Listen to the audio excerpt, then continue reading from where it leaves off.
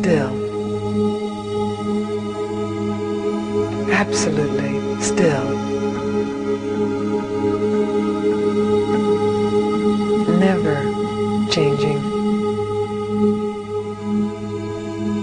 Still.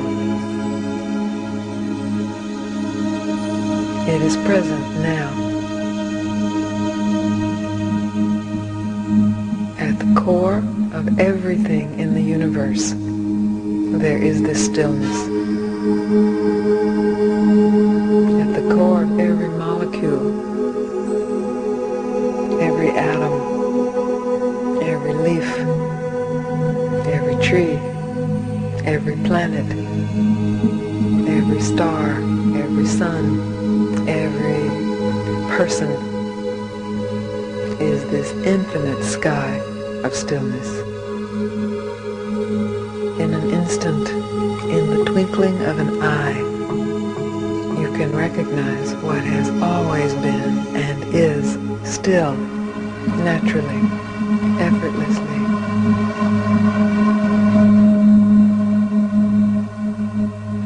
I am not a guru. I don't have devotees. Don't be mistaken by this form. There is something much deeper than any form. Then you will say, I hear my own self speak.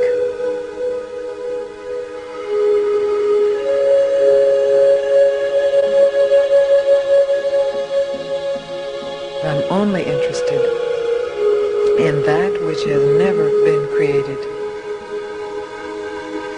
that which is eternally still, that which is called satsang.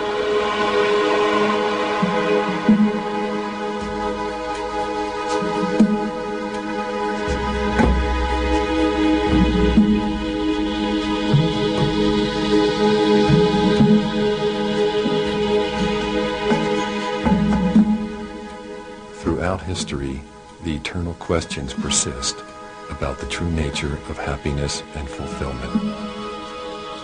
At many times and places, there have been individuals, known and unknown, who through some divine grace have realized the truth of their own being. During the first half of this century, near a small village in the south of India, there lived such a being. His name is Sri Ramana Maharshi, and he is now recognized as one of the great spiritual masters of all time. As a boy of 16, he was overcome by a powerful premonition and fear of death. The shock of this drove his attention inwards. Inquiring of his own self, who dies? He directly experienced that the body dies, but the eternal spirit that animates it cannot be touched by death. This realization became the core of his teaching, profound in its simplicity. The method, self-inquiry. The question, who am I? He said, you do not acquire happiness and bliss. Your nature is happiness and bliss. Peace is your nature. The identification with the mind and body is the cause of all suffering. Discover this and you are free.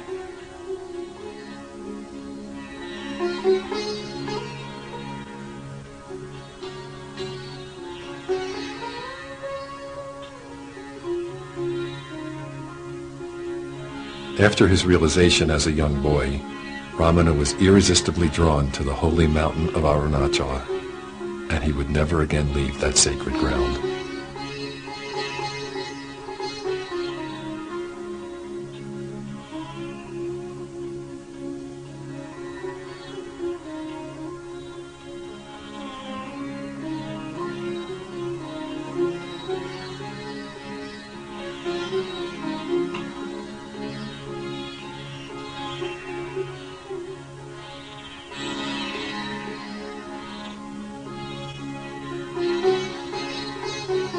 Ramana's teaching was usually in silence. When he did speak, however, his words always pointed the seeker into the direct experience of the self. The emanations of his grace his presence, and his silence continue to attract seekers from all over the world. Among his disciples is a realized master living now in Lucknow, India. His name is Sri Harilal Punja, known as Punjaji, or more affectionately as Papaji. The first question, Papaji, is who are you?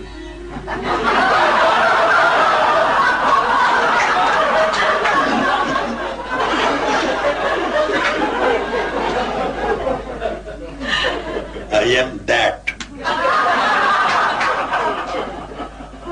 From where you, me, she, he, all the rest emerge from.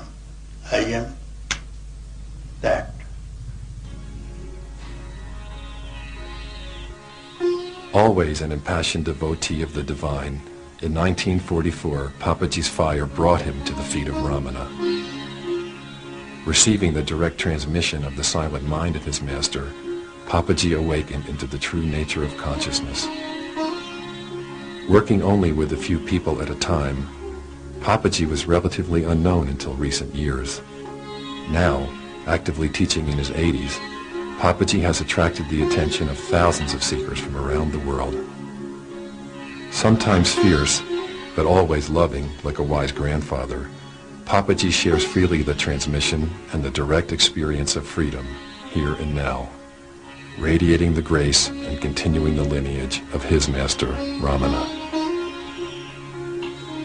As the 20th century comes to a close, many people are looking in many directions, urgently attempting to discover a true path and an end to their suffering.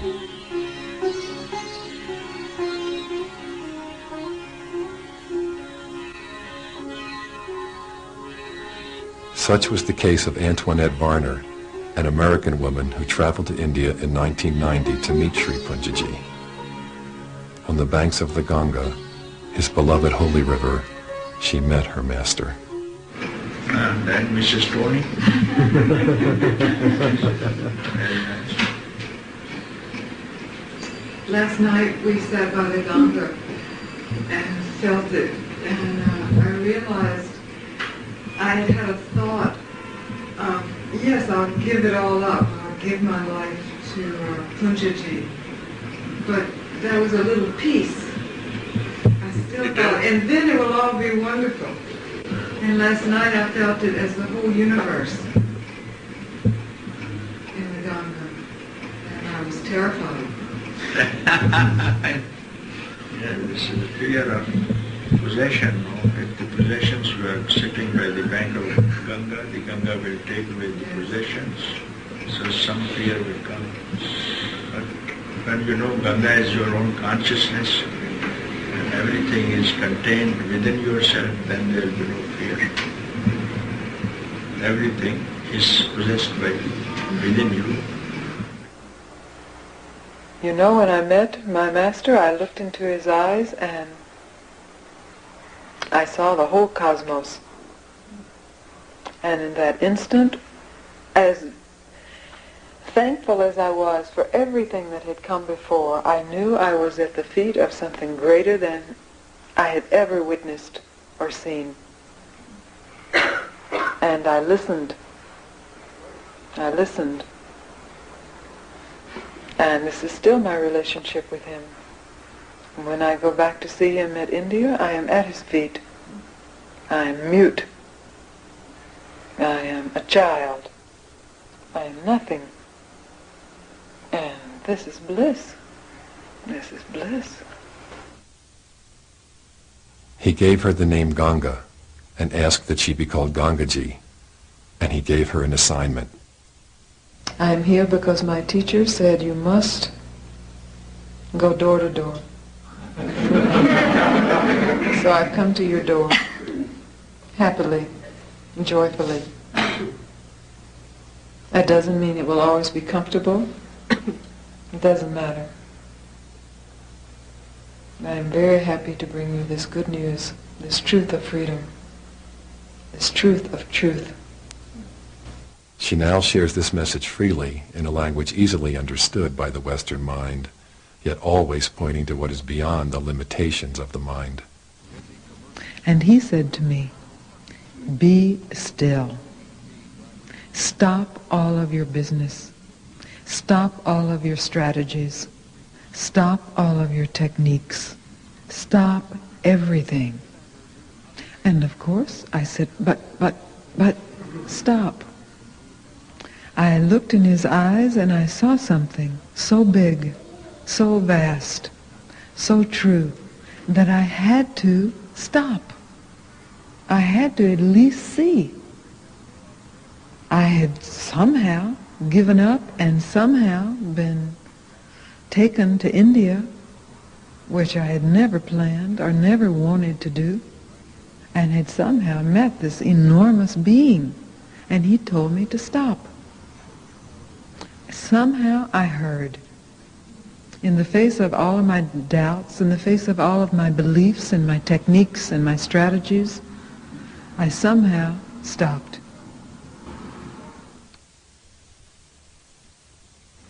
Yes, I too forced myself to be a cheerleader.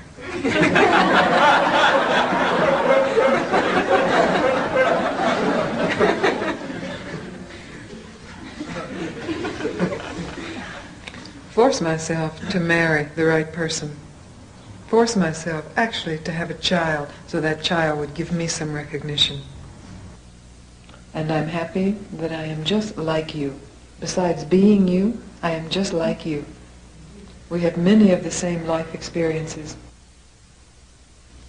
I was not born under some auspicious star. I was not born to enlightened parents. I was not born awake. I was not born an avatar. Just like you. So you have no excuse.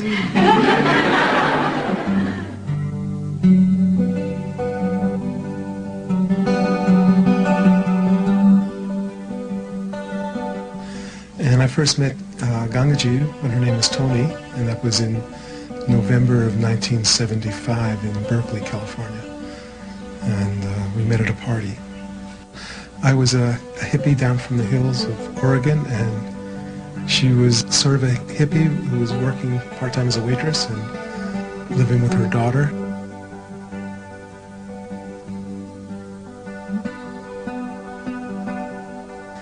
But what was immediately apparent was her loyalty and her commitment to truth. And I'd say that it was her commitment to truth that really bonded us and carried our relationship through all the ups and downs and struggles and madness that everybody in our time went through in relationships in those times. But really it was her willingness to sacrifice everything to the truth. That was the shining purity and beauty of her character that was the most important feature, I'd say, before she met Papaji. Was Punjaji or Ramana, was that lineage pulling on you at that time? Was that part of the guidance? I would say truth was pulling on me. Mm-hmm. Truth was pulling. And I would have to say that in retrospect, this has been true throughout my whole life. Only there was a certain moment where I couldn't turn from it. And I don't say that in that my life is any different from any other life.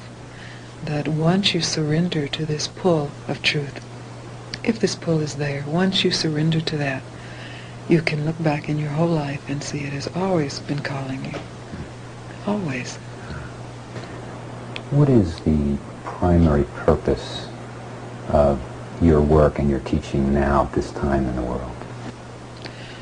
Well, the primary purpose is to bring the message that my master brought to me, which is that you are free, you are whole, you are consciousness itself. The mind is a very powerful force. But what the realization that I'm speaking of and that my master and his master are speaking of is what is before that. Can you say what is before thought? Or is it beyond words?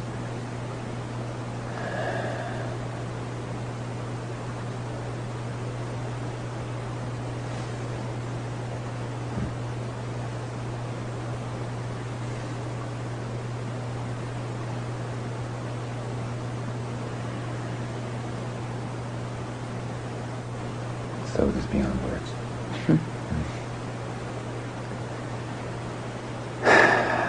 And this is the truth of who you are. And this is the great opportunity to realize that.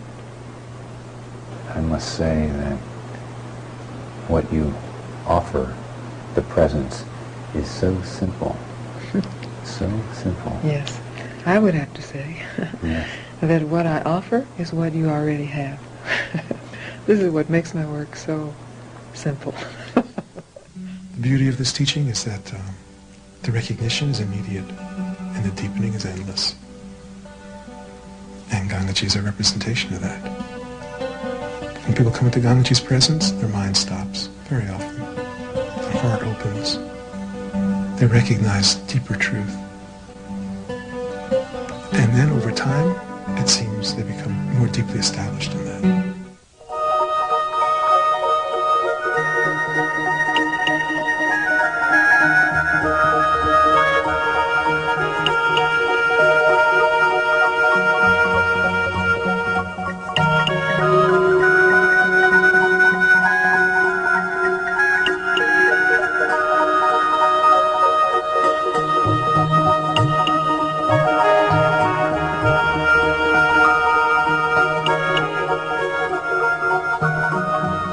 Recognize you are home.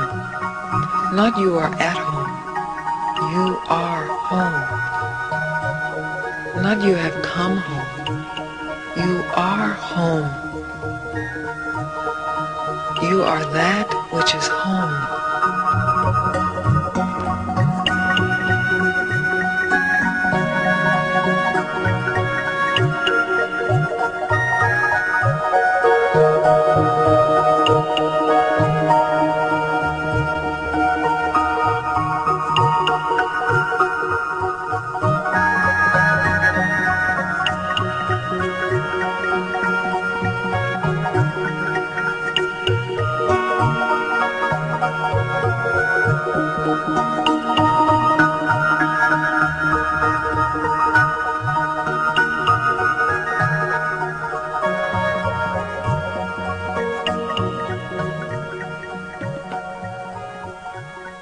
If you can speak something to anger, I would very much appreciate that. Yeah, I'd be happy to. Anger is the most surface. It's a defense. It's an offense that's defending something. So, of course, it's very tempting to express the anger with a pillow or with a person or internally in your own organs. If you are willing to actually experience the anger without expressing it, without repressing it, without denying it, without discharging it, just to experience it. Either in that there is no anger, there is freedom, there is joy, peace, or there is something deeper that's uncovered. Must be some hurt, some fear that there has been an unwillingness to experience. In that you experience without covering, without discharging, just experience the deep hurt or the deep fear or the deep despair. Experience it totally without covering it, without discharging it. And it is freed. It is freed, as you discovered with your hurt. The tendency is anger, protection. Don't stop there. Deeper than that. I'm not ever speaking of denying the emotions, and I'm not ever speaking of discharging the emotions. Both have been tried. You have tried them, both. I'm speaking of directly experiencing everything. And the experience of this body having AIDS is a constant. It constantly brings this awareness into this moment. Pain experienced disappears. Discomfort experienced disappears. Even the greatest attachment to the body and identification to the body in the moment disappears. So there's no, even to be asked about the experience of living with AIDS is one of blessing each moment. And it's not said in a casual way. The great secret that is discovered when you experience these so-called negative emotions, which seem limitless, endless, you discover not only are they not limitless, they are not there. What a discovery! Then, of course, bliss arises, and there is some fear to experience it because you want it to be there. You directly experience that, which doesn't mean holding on to it, doesn't mean rejecting it. And you discover the bliss that is limitless. It doesn't go away. This is your true nature. The rest is false nature, imposed nature, imitation of nature, practiced nature. So this is a penetration through what has been imposed, what has been believed, what's been practiced, to what is true. This is the good news of awakening. Such good news. Throughout time there has been the heralding of this good news. Direct experience is the key. You know, I feel that this body, the fact that the body has AIDS, is very important. Because when I hear Gangaji mention how Ramana's gift was that to bring this awareness to the world, and that Punjaji's gift was to say that it's available to people who are working or not, to people who own homes and families, and that her gift is to say that it's just like you and me, that she's no different, she comes from the same culture. I feel that my gift is that I have AIDS, and that you don't have to be healthy, there's no requirements for this awareness. There's no requirements for realizing who it is you are. That in the midst of disease, in the midst of health, there's no difference. That you can, in this moment, recognize who you are, and that awareness is present through disease, through health, anything. If you're still looking for excuses, you're in the wrong room. This is where excuses end.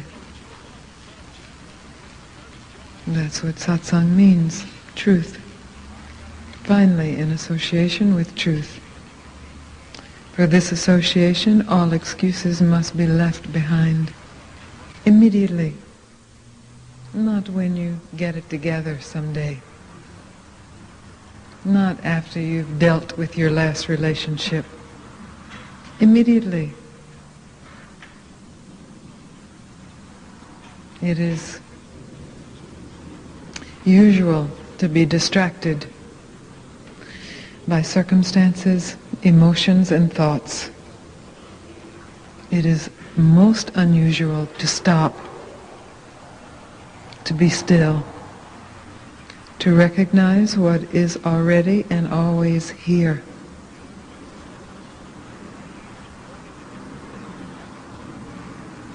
So I'm suggesting you don't accept any excuses from yourself for this avoidance of what is already here. Even if the excuse is, yes, but I'm working on myself. This is a typical New Age excuse. is very flimsy. First discover yourself, and then see if any work is needed there. If you identify yourself as your body, your emotions, or your thoughts, you have not discovered yourself.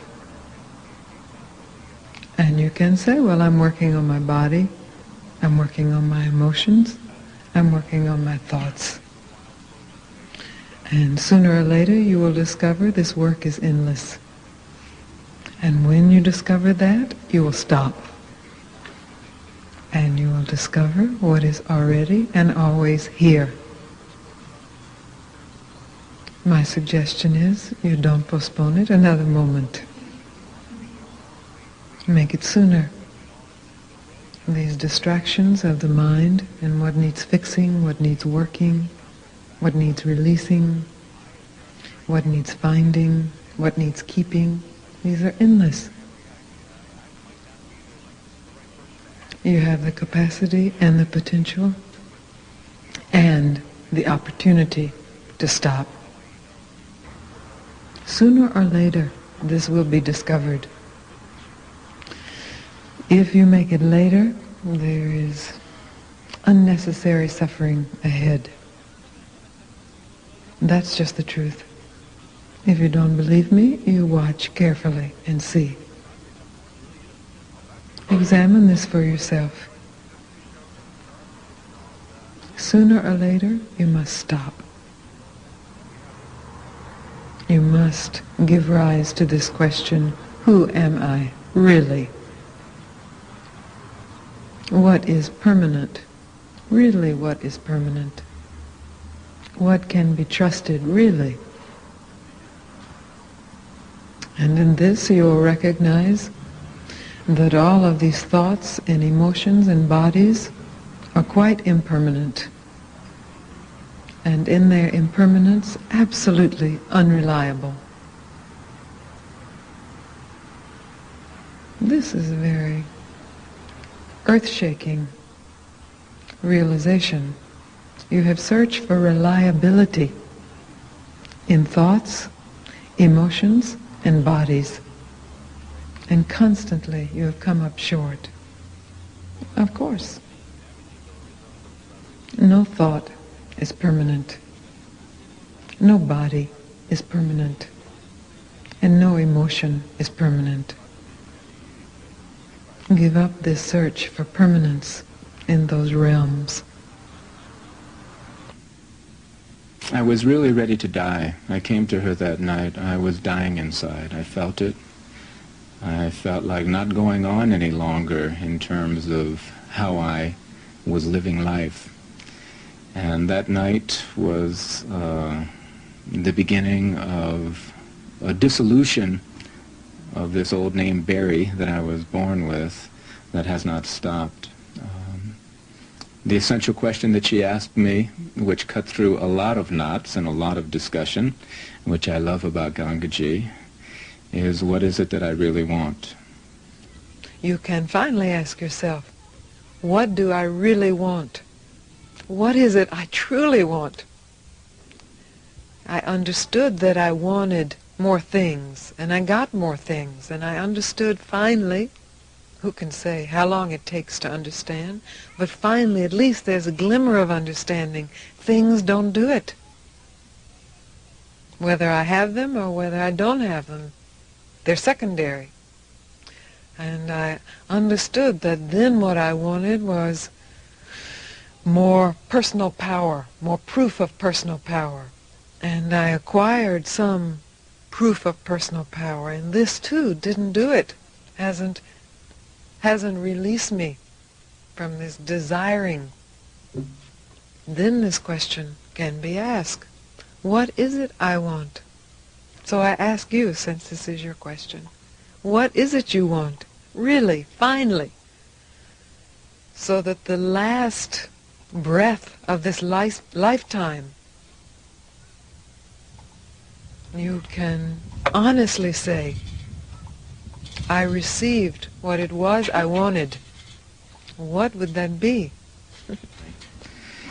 And she spent about a half an hour with me that night and just kept directing me inward. And I kept dropping deeper and deeper and deeper, and this flame, this hot, hot burning ignited inside of me. I had never read a Zen book. I didn't know anything about flames. I didn't know about anything about this burning, so it was a true birthing, a true gift. And of course, Gangaji lives for this. She lives for the burning truth that gets ignited in people. This is so clear the more I sit with her, and she was ecstatic to see this in me, and she directed me to give my whole life to that. Since you find yourself in satsang, very luckily, and found yourself in satsang for a year, I can pass on to you the help that my teacher passed on to me. He gave me this task to pass this on to you, that the lineage goes to you. And that is to find out who you are. Immediately. To give up this absurd postponement. To give up these absurd forcings into some idea of something. To find this out now. And since you're finding out who you are, it is inherently who you have always been. And since it is who you are, it is just who you are, not who you will become, what you need to do to become that. And since you are that, you have infinite power to discover that. The first time that I ever spoke with her directly in satsang, I revealed something, or told her something that would change my life. Basically, there would be no turning back. And what I said to her was that I wanted to stop hiding from who I really was. And she looked at me, and in that instant of looking into her eyes, there was no possibility of hiding in any way anymore. And in that recognition, I saw myself. And it was an explosive moment. Our eyes met, and she looked at me like I'd never been looked at before. She looked at me so deeply and saw me so deeply to the depth of my being, to the core of my being. And she said, "It's so good to see you." And in that, there was this incredible recognition, feeling of recognition, that I'd always wanted my whole life. I mean, this is what I was yearning for, was this connection. And it felt like I was being shaken on a cellular level, like my whole body was waking up. It's very simple what I'm saying. I'm saying you are already free. Who you are has always been awake. You've just been playing a game with yourself. And since you are who you are, this game is quite intense. You can put this game aside. I'm not asking you to remember who you are. I'm asking you to put everything aside and just discover what has never really been forgotten, what could never really be forgotten, what has always been present. I realized that the eye that had seen me and the eye that I had seen is who I am, that there is no difference, there is no separation. And in that, I recognize the truth of my being and the fabrication of the story of Eileen and the truth of Eileen, the truth of who Eileen is, was recognized in that moment. It was interesting because I've been very judgmental in the past of people who carry on about their teachers, who cry and get carried away emotionally. And never said anything out loud, but inside lots of judgment around that. And I found within about less than 5 minutes in sitting with her that I just started crying, and I cried, and I cried, and I couldn't stop. And she was just so sweet. She sat there and she looked at me and just let me cry. And I started feeling really silly because I was crying, and all of a sudden I heard people behind me starting to cry. It started to become infectious. And tried, for whatever silly reason, to control that. It was not controllable. I fell so in love in that moment with her that there was just no control. And so we sat there for I don't know how long, just looking at each other and crying and just saying, at last, at last. Yes, I'm in love too. I see that too. Unashamedly in love, bursting in that.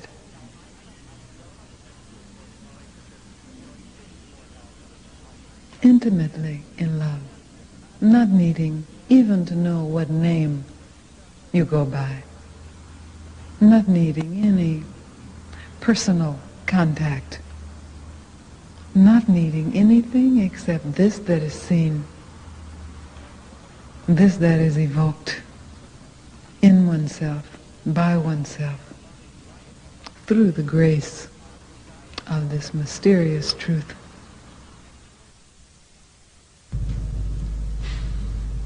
Every year, Gangaji would return to India to visit her master.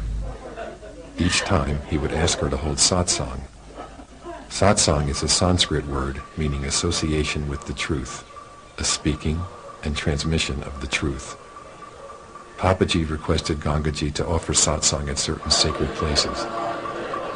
In Bodh Gaya, where the Buddha sat under the Bodhi tree and attained liberation 2,500 years ago. You know, my master is in the tradition of a Hindu, but I've seen many people come through. I've seen Christians come, and when Christians come, he is a Christian. When Buddhists come, he is a Buddhist. When Sufis come, he is a Sufi. It's quite natural. When the code is broken, you speak through all traditions. All religions, everything arises from this that you are.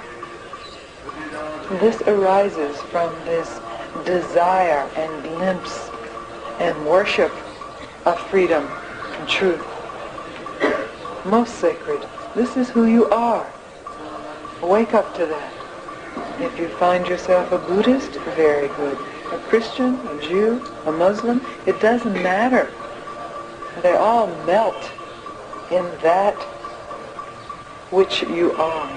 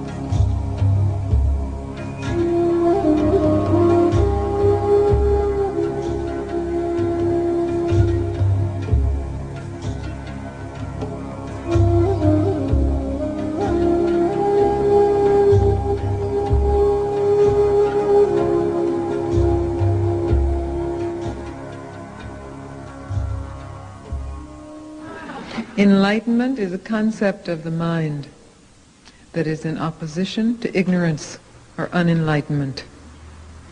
It must be discovered, it must be experienced, because you have lived your life experiencing yourself as unenlightened or ignorant.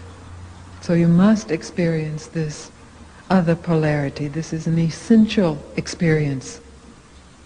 And when this experience is experienced, then you are free to realize who you are, which is absolutely untouched by any concept of the mind. In the ancient holy city of Varanasi, Gangaji held satsang on the banks of the Ganga.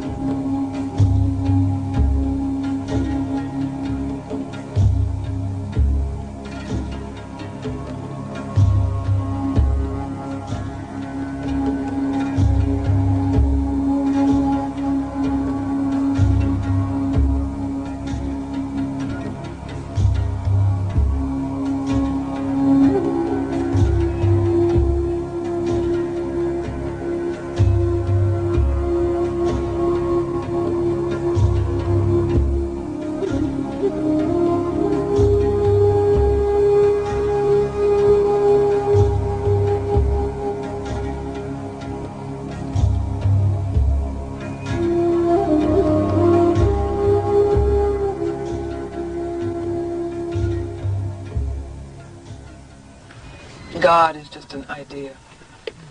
Self is just an idea. Enlightenment is just an idea. But they point to that which is untouched by any idea. So yes, don't cling to it as a word. Don't even know what surrender means. You discover what surrender means. You discover what release means. You discover what truth means. Don't cling to it as some idea. It's useful as a signpost. Here, it's pointing here. But the truth of surrender has never been spoken. The truth of freedom has never been voiced. So we speak these ideas, but they're very limited. Don't cling to the words. There's something else revealed. Something that has to remain unspoken. If you cling to the words, you just overlook that. Like this man said yesterday, I realize you aren't saying anything. Yes, this is right. You released this age-old attempt to grasp truth in words. And when you release that, then all words point to that. In Sarnath, satsang was held among the ruins where the Buddha first offered public teachings.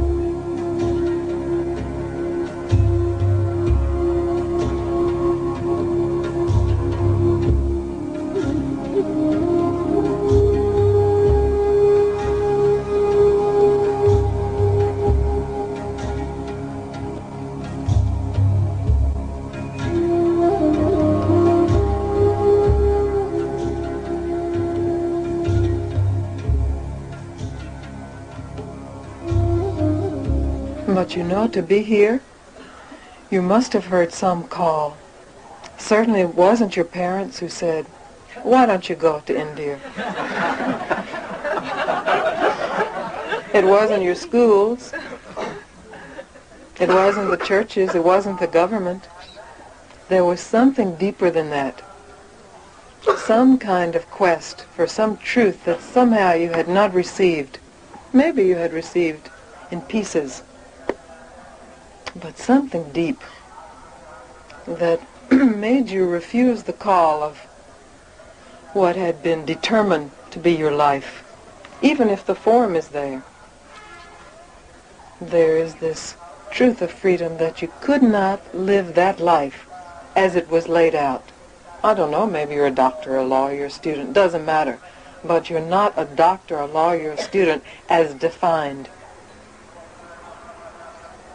You can't be and remain in satsang. Satsang is unbearable for that. Because satsang is a confirmation of that call. That regardless of the form of this life, that call that was of a different order, that proclaimed itself as true, regardless of circumstances or proof otherwise, regardless of denial, continues to proclaim itself true. That's what satsang is, a confirmation of that. So many blessings, like flower petals raining down, where there's no beginning, no end can be found. Mahadeva, Mahadeva,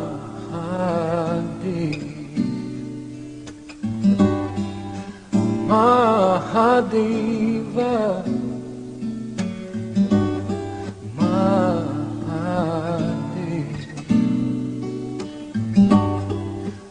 So many blessings, like flower petals raining down, where there's no beginning, no end can be found. Mahadeva, Mahadeva,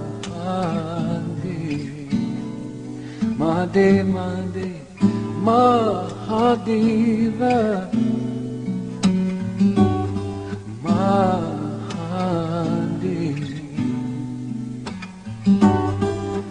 So many blessings, like flower petals raining down, where there's no beginning, no end can be found. Mahadeva, Mahadeva,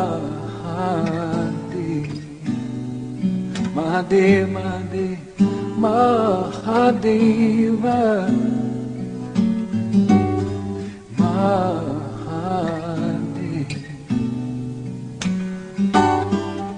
So many blessings, like flower petals raining down. You are that. Stop lying.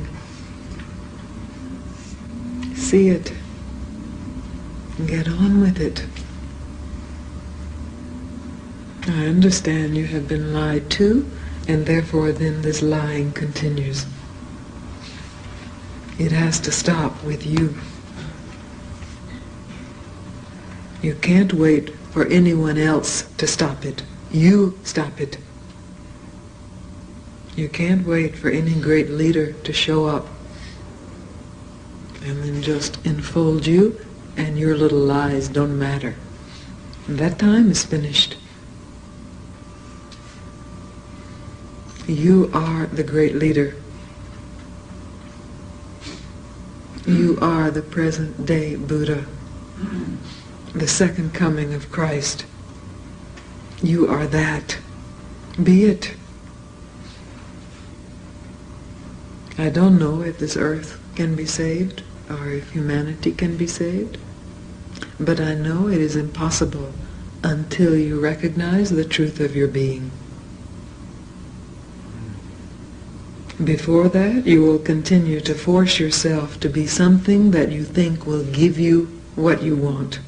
And inherently, this gives rise to greed and hate and war and misery. Recognize who you are. You will see yourself everywhere. And in this, there is peace.